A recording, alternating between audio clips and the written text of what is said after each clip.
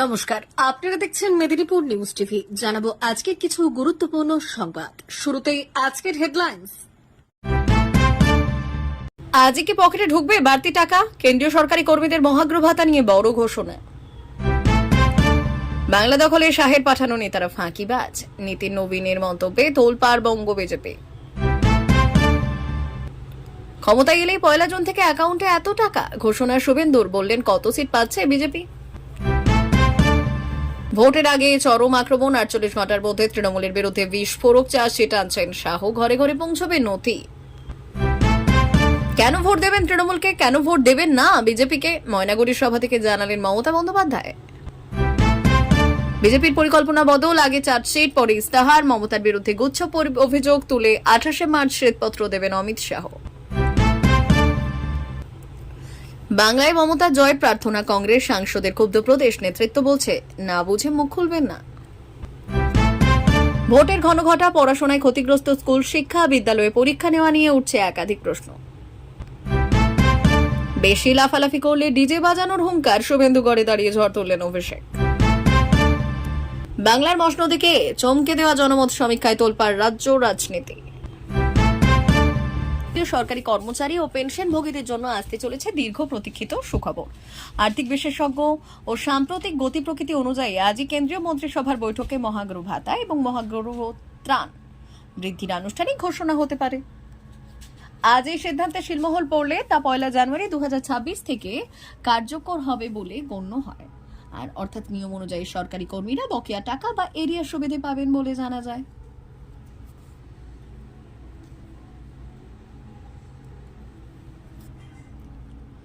বাংলা দখলে শাহের পাঠানো নেতারা ফাঁকিবাজ, নীতিন নবীনের মন্তব্যে তোলপাড় বঙ্গ বিজেপি।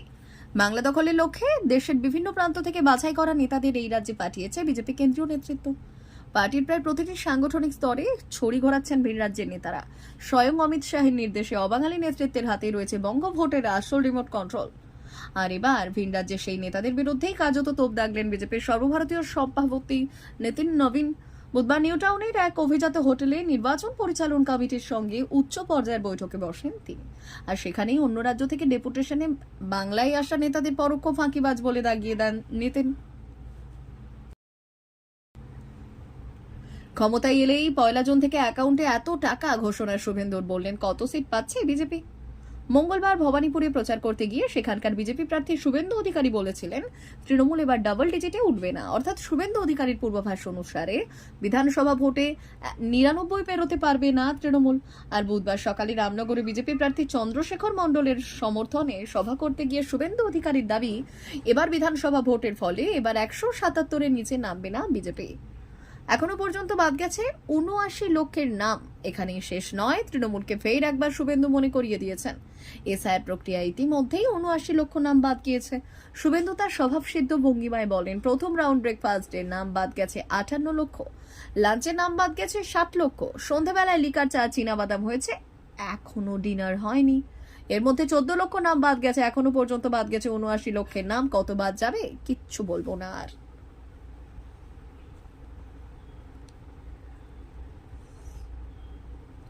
ভোটের আগে চরম আক্রমণ, 48 ঘন্টার মধ্যে তৃণমূলের বিরুদ্ধে বিস্ফোরক চার্জশিট আনছেন শাহ, ঘরে ঘরে পৌঁছবে নথি।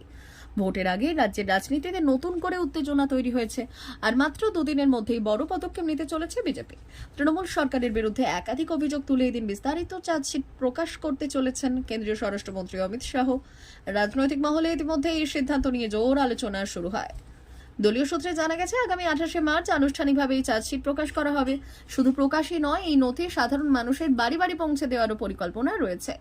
বিজেপির কর্মীরাই সরাসরি মানুষের কাছে গিয়ে অভিযোগপত্র তুলে দেবেন, যাতে ভোটের আগে নিজেদের অবস্থান স্পষ্টভাবে তুলে ধরা যায়।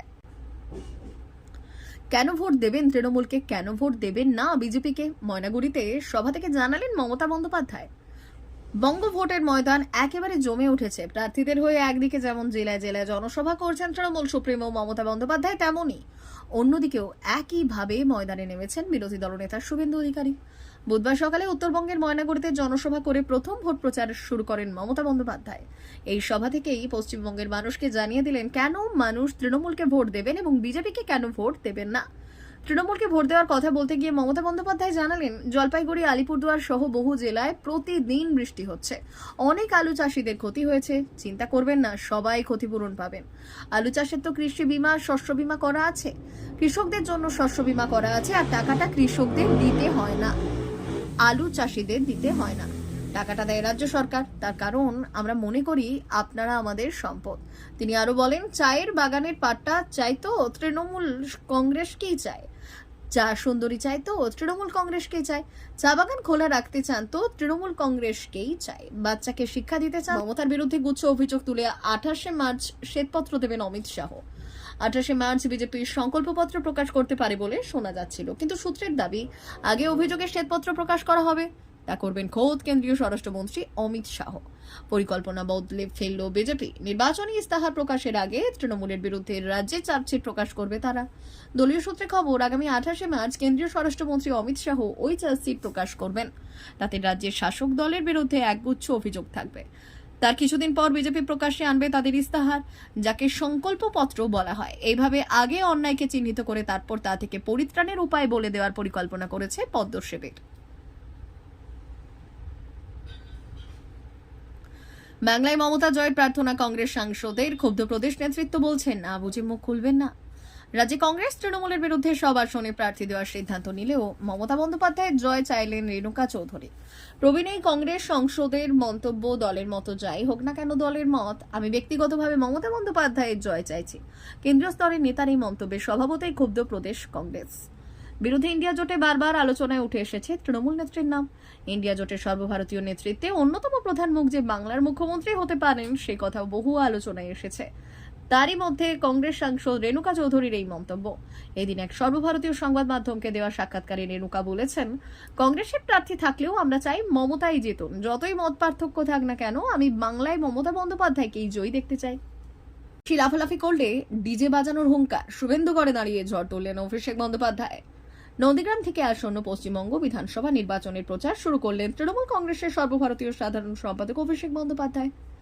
বুধবার দাসপুর, কেশিয়ারি ও নন্দীগ্রামে একাধিক কর্মী সভায় অংশ নিয়ে তিনি দলের নির্বাচনী রণকৌশল তুলে ধরেন এবং ভোটের আগে রাজনৈতিক লড়াই আরও তীব্র করেন।